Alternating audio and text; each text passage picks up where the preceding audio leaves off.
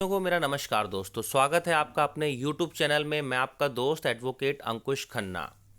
दोस्तों, जैसा हम सब जानते हैं कि ऑल इंडिया बार एग्ज़ाम 17 की डेट बहुत ही नज़दीक है।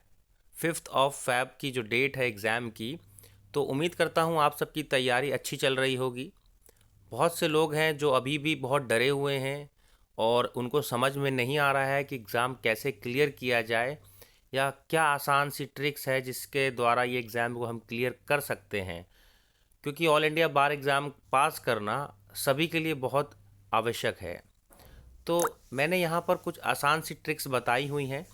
अगर आप इस वीडियो को एंड तक देखेंगे तो आपका जो डर है अंदर का एग्ज़ाम को लेकर के वो पूरी तरह से ख़त्म हो जाएगा।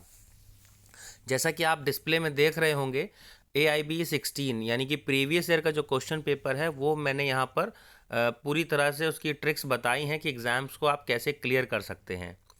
तो जहाँ यहाँ पर आप जो देख रहे हैं येलो कलर का जो मैंने हाईलाइट किया हुआ है, ये वो क्वेश्चंस हैं जो या तो सेक्शन वाले क्वेश्चन हैं या वो काफ़ी आसान क्वेश्चन हैं। तो यहाँ पे सिर्फ मैं आपको अभी ये जो शेड मैंने हाईलाइट किया हुआ है कलर से, केवल इनको ही बताऊंगा ताकि कम से कम आपके जो पासिंग मार्क्स हैं वो आप ला सकें। और इस पूरी वीडियो को देखने के बाद मैं 100% श्योर हूँ कि आपका अंदर का जो डर है एग्ज़ाम को लेकर के वो ख़त्म हो जाएगा। इसको ध्यान से समझिएगा और किस तरह से इसको हमें करना है वो मैं आपको इस वीडियो में बताऊंगा। आपको जो शीट मिलेगी आंसर शीट, वो OMR शीट होती है जिसमें 4 ऑप्शन दिए होते हैं एक क्वेश्चन के। आपको उन 4 में से एक ऑप्शन चूज़ करना होता है। देखिए यहाँ पे क्वेश्चन नंबर 3 है एडवोकेट एक्ट 1961 के बारे में। तो इसमें आपको क्या करना है, सिर्फ एडवोकेट एक्ट का बैक्ट खोलना है और वो फोर्स में कब से आया ये आपको पहले पेज पे ही मिल जाएगा। 4 ऑप्शन दिए हुए हैं। एक फोर्थ क्वेश्चन है इसमें जिसमें हमें क्वेश्चन को देखते ही समझ में आ जाना चाहिए कि ये किस बेयर एक्ट का क्वेश्चन है। अब देखिए यहाँ पर आंसर्स में जो 4th नंबर का क्वेश्चन है उसके 4 आंसर्स हैं। उसमें देखिए क्लियर दिया हुआ है सेक्शन 21 सेक्शन 215 ऑफ IPC। यानी ये क्वेश्चन आपको समझ में आ गया होगा कि इंडियन पेनल कोड का ये क्वेश्चन है। तो इंडेक्स में जाकर आप उसी सेक्शन को देखेंगे जो ये बोल रहा है। इसके बाद 6th नंबर का क्वेश्चन है दोस्तों, देखिए section 73 of Indian contract act. अब ये क्या बोलता है, इंडियन कॉन्ट्रैक्ट एक्ट किस चीज़ से रिलेटेड है। तुरंत आप इंडियन कॉन्ट्रैक्ट एक्ट का एक बैरेक्ट उठाएंगे, उसके इंडेक्स में जाकर चेक करेंगे तो आपको उसका आंसर मिल जाएगा। 8th नंबर का क्वेश्चन है the offence under the prohibition of child marriage act 2006। तो चाइल्ड मैरिज एक्ट 2006 क्या कहता है, कॉग्निजेबल है, बेलेबल है, नॉन कॉग्निजेबल है, नॉन बेलेबल है, ये आपको देखते ही समझ में आ जाएगा। सिर्फ आपको क्या करना है, चाइल्ड मैरिज एक्ट खोल के देखना है। 11th नंबर का क्वेश्चन कहाँ से आया हुआ है, section 53 of IPC, Indian penal code का है। IPC का बेयर एक्ट उठाएंगे आपको आंसर ईजिली मिल जाएगा। 12th नंबर का क्वेश्चन क्या कहता है, section 465 of code of criminal procedure. यानी कि आप क्रिमिनल प्रोसीजर कोड का बेयर एक्ट उठाएंगे, सेक्शन 465 चेक करेंगे इंडेक्स में और आपको उसके बारे में पता चल जाएगा, आपको राइट आंसर मिल जाएगा। 14th नंबर क्वेश्चन में आप देखिए आर्टिकल 21A कौन से बेयर एक्ट से आया हुआ है, ये इंडियन कॉन्स्टिट्यूशन एक्ट से आया हुआ है। तो ये चारों आर्टिकल में से आप आर्टिकल चेक कर लीजिएगा किस चीज़ से रिलेटेड है ये क्वेश्चन। 15th नंबर का क्वेश्चन आर्टिकल 300A किससे आया है, इंडियन कॉन्स्टिट्यूशन से। तो आप सबसे पहले इंडियन कॉन्स्टिट्यूशन एक्ट उठाएंगे, बेयर एक्ट, इंडेक्स खोलेंगे, इंडेक्स में आर्टिकल 300A देख लेंगे, आपको आंसर मिल जाएगा। 16th नंबर का question which of the following section of the Muslim personal law, Muslim act उठाएंगे आप, मुस्लिम एक्ट बेयर एक्ट, और उसमें ये 4 सेक्शन चेक कर लेंगे आप, चारों में से कौन सा सेक्शन सही है और ये क्या बोलता है, ये आपको इमीडिएटली आंसर मिल जाएगा। 17th नंबर का क्वेश्चन देखिए, ये सेक्शन बेस तो नहीं है मगर ये आसान है। A railway servant was killed and bus accident. अगर कोई रेलवे सर्वेंट बस एक्सीडेंट में मर जाता है तो उसे उसकी फैमिली को जो कंपनसेशन मिलता है वो किस एक्ट के तहत मिलता है। अब ये आपको पता होना चाहिए। देखिए आंसर मैं किसी का नहीं बताऊंगा आपको, इसमें आप खुद ढूंढिए अपने बेयर एक्ट से। मोटर व्हीकल एक्ट के द्वारा मिलता है, एम्प्लॉय कंपनसेशन एक्ट के द्वारा मिलता है, या दोनों में मिलता है, तो ये आंसर आपको ईजिली मिल जाएगा। मोटर व्हीकल एक्ट खोल के चेक कर लेंगे, एम्प्लॉय कंपनसेशन एक्ट का एक बेर एक्ट बताया था मैंने आपको, वो देख लेंगे। उसके बाद 20वें नंबर का जो क्वेश्चन है वो कौन से सब्जेक्ट से है, वो है इंडियन कॉन्ट्रैक्ट एक्ट से। उसमें 4 सेक्शन दिए हुए हैं। ये आपको जो आंसर्स हैं ये इमीडिएटली मिल जाएंगे, मतलब 2 से 3 सेकंड के अंदर आपको आंसर मिल जाएगा। अब यहाँ पर देखिए, schedule of the employees compensation act, employee compensation act खोलेंगे, उसमें शेड्यूल चेक करेंगे तो आपको आंसर मिल जाएगा। आर्बिट्रेशन एक्ट का दिया हुआ है, ये देखिए, arbitration is provided in which section of the arbitration constellation act. तो ये चारों सेक्शन देख लेंगे आप, 7, 8, 9, 10, जो राइट होगा वो आप उसमें मार्क कर देंगे। 24 नंबर का क्वेश्चन देखिए आप, इसमें ये ऑर्डर 14th रूल 1। अब ऑर्डर और रूल ये कौन से सब्जेक्ट से हैं ये आप लिख लीजिएगा कहीं पे, ये अपने दिमाग में बैठा लीजिएगा। ऑर्डर अगर आया है, किसी भी क्वेश्चन में ऑर्डर लिखा हुआ है और रूल लिखा हुआ है, तो वो सीपीसी से है, सीआरपीसी से है या कॉन्स्टिट्यूशन से है, ये आपको चेक करना पड़ेगा, है ना। तो ये आप अपने दिमाग में इसको पहले ही फिट कर लीजिएगा। अब देखिए, एक और 25वें नंबर का क्वेश्चन है, ऑर्डर 21 रूल 22। तो आपको सीधे इंडेक्स में ऑर्डर 21 और रूल 22 देखना है, क्या बोलता है वो, आपको आंसर मिल जाएगा।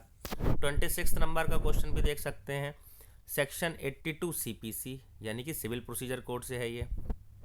27 नंबर का क्वेश्चन देख सकते हैं, आर्टिकल 19 इंडियन कॉन्स्टिट्यूशन एक्ट से है, इसमें आपको आंसर मिल जाएगा। 28 नंबर का क्वेश्चन, 27 हो गया, 28 देख सकते हैं आप, सेक्शन ऑफ एविडेंस एक्ट, ये एविडेंस एक्ट का है, इसमें चारों सेक्शन में देख लीजिएगा कौन सा सही है।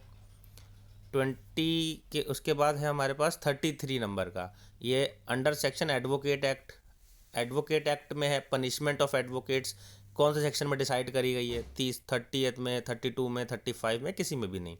तो ये इमीडिएटली मिलने वाले आंसर से जो मैं आपको बता रहा हूँ, सेक्शन 30 से क्वेश्चन नंबर 34 है हमारे पास, आईपीसी का है। देखिए इसमें सेक्शन ऑफ आईपीसी, तो देखिए जिसमें आईपीसी लिखा है तो ये तो आपको क्लियर में समझ में आ रहा होगा ना कि आईपीसी से ही क्वेश्चन आया है, सीपीसी है तो सीपीसी से आया है। अब ये देखिए इसमें a offer to a bribe to be a public servant as reward for showing a some favour in the exercise of be officially function be. ये देखिए, ये क्वेश्चन सेक्शन बेस्ड तो है ही है, साथ के साथ कॉमन सेंस बेस्ड क्वेश्चन भी है। अब इसमें देखिए आपको सेक्शन 4 आंसर्स हैं, इसके चारों आंसर्स में सेक्शन आईपीसी का सेक्शन 160, 161, 162, 163। अब ये तीनों सेक्शन में देख लीजिएगा, चारों में देख लीजिएगा, कहीं ना कहीं आपको इसका आंसर मिल जाएगा। 37 नंबर का क्वेश्चन देख लीजिए, ये तो कॉमन सेंस बेस्ड क्वेश्चन है कि एक company wishes to ensure that no one else can use their logo, मतलब कोई किसी का अगर लोगो कॉपी कर लेता है तो वो किस एक्ट में आता है, ट्रेडमार्क में आता है, कॉपीराइट में आता है, पेटेंट में आता है। तो ये कॉमन सेंस वाले क्वेश्चन है, इसके लिए आपको बेयर एक्ट तलाशने की ज़रूरत भी नहीं पड़ेगी, ये तो दिमाग लगाना है आपको। अभी मैं किसी के भी आंसर आपको नहीं बताऊंगा। 38 नंबर का क्वेश्चन कौन से सब्जेक्ट से आया है, आर्बिट्रेशन एंड कॉन्सिलेशन एक्ट, चारों सेक्शन दिए हैं, चारों के आंसर आपको मिल जाएंगे, एक एक करके आप ढूंढेंगे तो। 39 number question under section 24 of income tax act, अब इनकम टैक्स एक्ट से आया है, इनकम टैक्स एक्ट खोलिएगा, उसमें इंडेक्स में सेक्शन 24 देखिएगा, आंसर मिल जाएगा आपको। अब इसके बाद देखिए 41 नंबर का क्वेश्चन है ये हमारे पास, हमने 40 नंबर हो गया, अब 40 के बाद हमारे पास आ गया ये 41 नंबर का क्वेश्चन। 41 में आर्टिकल 11 क्या कहता है, मिल जाएगा। 42 में आपको मिल जाएगा द कंपनसेशन एक्ट के अंदर में आता है, मिल जाएगा। ये सेक्शन वाले आंसर्स हैं सारे। The minimum amount of compensation, मतलब कंपनसेशन एक्ट में एम्प्लॉयज़ को मिनिमम कितना अमाउंट मिलना चाहिए, ये कंपनसेशन एक्ट में ही मिल जाएगा आपको, वैसे याद रहना चाहिए आपको ये। इसके बाद हमारे पास 44 नंबर का क्वेश्चन देखिए, 109 सीआरपीसी का क्वेश्चन है ये, तो आंसर आपको इमीडिएटली 109 में जाके मिल जाएगा। 45 नंबर का क्वेश्चन देखिए, under section 125 of CrPC, answer मिल जाएगा आपको। 48 नंबर का देखिए आप, 48 नंबर का, तो 48 नंबर में आपको कंस्ट्रक्टिव रीजुडिकाटा। अब रीजुडिकाटा किस में से आता है, कौन सा सब्जेक्ट है, ये पता होना चाहिए आपको, सीपीसी से है या सीआरपीसी से है। जैसे ही आपको ये पता चल जाएगा, ये लिख लीजिएगा अगर याद ना हो तो। रीजुडिकाटा एक बड़ा कॉमन वर्ड है, रीजुडिकाटा। तो आपको ये पता चल जाएगा अगर ये सीपीसी से है तो सीपीसी का सेक्शन 11 खोल के तुरंत चेक कीजिएगा एक्सप्लेनेशन नंबर 3 में। इसके अलावा 53 के बाद नेक्स्ट है हमारे पास 55। तो 55 नंबर का देखिए सिविल प्रोसीजर कोड से आया है। इसमें 4 ऑप्शंस हैं, तो आप चारों ऑप्शंस इंडेक्स में चेक कर लीजिएगा, राइट आंसर आपको मिल जाएगा। 56 number Hindu marriage act. Hindu marriage act में भी हमारे पास ऑप्शंस हैं, तो हिंदू मैरिज एक्ट खोलेंगे आपको आंसर मिल जाएगा कि वो फोर्स में कब से आया था। 57 नंबर का क्वेश्चन हिंदू एक्ट से देख लीजिएगा, मिल जाएगा आंसर आपको, क्योंकि इसमें सेक्शन दिया हुआ सेक्शन 30। हिंदू मैरिज एक्ट का बेयर एक्ट खोलेंगे आप, सेक्शन 30 देखेंगे इंडेक्स में, आंसर मिल जाएगा आपको। 59 नंबर का क्वेश्चन देखिए, ये रहा section 8 of company act. Company act खोल के देखिएगा इंडेक्स में, सेक्शन 8, आंसर मिल जाएगा। 60 नंबर का क्वेश्चन देखिए, the verification of the registered office shall be furnished to the registrar within a period of incorporation. तो आंसर आपको मिल जाएगा। इसका कहाँ से मिलेगा आंसर आपको, ये कॉमन सेंस वाला क्वेश्चन है, ये आईपीसी या सेक्शन बेस्ड क्वेश्चन नहीं है ये। अब साइबर लॉ किस चीज़ में डील करता है, ये भी कॉमन सेंस वाला क्वेश्चन है, आपको पता होना चाहिए साइबर लॉ क्या होता है। ई कॉमर्स, आईपीआर, ये आंसर्स दिए हुए हैं। According to the section 2 motor vehicle act. Motor vehicle act में सेक्शन 2, मतलब ये मोटर व्हीकल एक्ट खोलेंगे सेक्शन 2 तो आपको पता चल जाएगा कि आंसर क्या है इसका। 63 नंबर का question national commission consumer protection. तो नेशनल कमीशन, ये आंसर आपको इजीली मिल जाएगा, ये कॉमन सेंस वाला है कि उसमें कितने मेंबर्स होते हैं, 7 मेंबर, 5 मेंबर। 64 नंबर का क्वेश्चन हिंदू मैरिज एक्ट से मिल जाएगा आपको। 65 सिविल प्रोसीजर कोड है, इससे मिल जाएगा आपको सेक्शन देख करके। 66 में इंडियन एविडेंस एक्ट है, वो कब से फोर्स में आया था, आंसर मिल जाएगा आपको इंडियन एविडेंस एक्ट से। 67 आर्टिकल 315 इंडियन कॉन्स्टिट्यूशन। तो इंडियन कॉन्स्टिट्यूशन का बैग खोलेंगे, आर्टिकल 315 चेक करेंगे, आंसर मिल जाएगा आपको। 68 ये है अपना Hindu adoption, Hindu marriage act adoption और मेंटेनेंस एक्ट में है, आंसर मिल जाएगा आपको। 71 साइबर क्राइम किस नेचर का है, टेंजिबल है, इंटेंजिबल है, ये आंसर मिल जाएगा आपको, ये कॉमन सेंस वाला है साइबर क्राइम वाला। 76 Hindu adoption and maintenance act section 25 खोलेंगे, आपको आंसर मिल जाएगा। उसके बाद 81 सेक्शन 66 खोलेंगे इंडियन एविडेंस में एक्ट में, आपको आंसर मिल जाएगा। 83 एनी प्राइवेट पर्सन में अरेस्ट एनी पर्सन हु। ये तो कॉमन सेंस वाला क्वेश्चन है कि कोई किसी अगर अरेस्ट होता है तो उसने कौन सा जुर्म किया होता है, नॉन बेलेबल ऑफेंस होता है तब उसको अरेस्ट किया गया होता है, या बेलेबल होता है। तो ये कॉमन सेंस वाला है, ये तो आपको पता होना चाहिए क्योंकि आप वकील बनने जा रहे हैं। 84 नंबर का देखिए, how long a warrant of arrest shall remain in force. कितने साल तक फोर्स में रह सकता है वो वारंट, 6 साल, 10 साल, 12 साल, आंसर। ये कॉमन सेंस वाला क्वेश्चन है, आप तो ये आसानी से आपको पता होना चाहिए।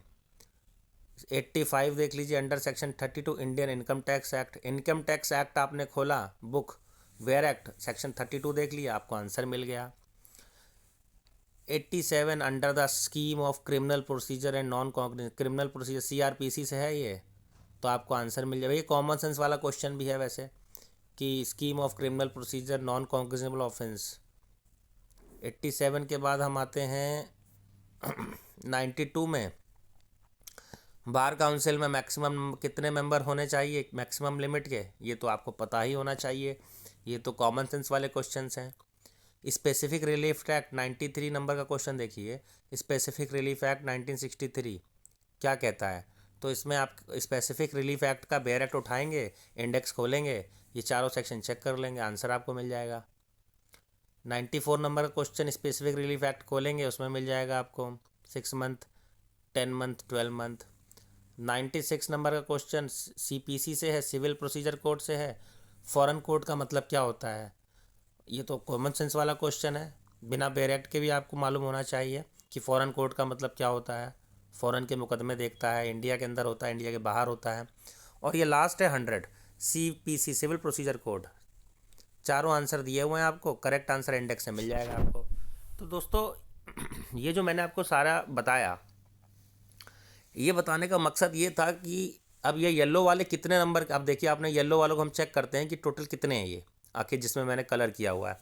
देखिए 1 2 3 4 5 6 7 8 9 10 11 12 13 14 15 16 17 18 19 20 21 22 23 24 24 25 26 27 28 29 30 31 32 33 34 35 36 37 38 39 40 41 42 43 44 45 46 47 48 49 50 51 52 53 54 55 55 नंबर तो आपके आ गए सिर्फ कलर वालों से। कलर जो मैंने किए हैं 55 मार्क्स आ गए। पास होने के लिए कितने चाहिए थे? 40 मार्क्स। तो अब आप समझ गए होंगे कि कितना आसान है इसमें पास होना। 40 नंबर तो ईजिली आ जाते हैं। इसमें मैंने आपको कॉमन सेंस वाले बहुत से क्वेश्चन अभी बताए नहीं हैं, सिर्फ सेक्शन वाले 35 नंबर के हैं। बाकी मैंने इसमें 2 4 5 जो एक्स्ट्रा ऐड करे हैं वो कॉमन सेंस वाले क्वेश्चंस हैं। तो ये एग्ज़ाम निकालना बहुत ही आसान है। और ये मैंने आपको पूरा AIB 16 जो क्वेश्चन पेपर था वो पूरा बताया है मैंने। अब इसमें बाकी जो बचे हुए क्वेश्चंस हैं, जैसे कि कुछ जजमेंट्स हैं और कुछ और क्वेश्चंस हैं, तो वो भी आप तैयार कर सकते हैं। लेकिन ये जो क्वेश्चंस मैंने अभी आपको बताए हैं, इसके लिए तो कुछ पढ़ने की आवश्यकता ही नहीं है आपको। आपको बेयर एक्ट खोलना है, सेक्शन में जाना है और आंसर मिल जाएगा आपको।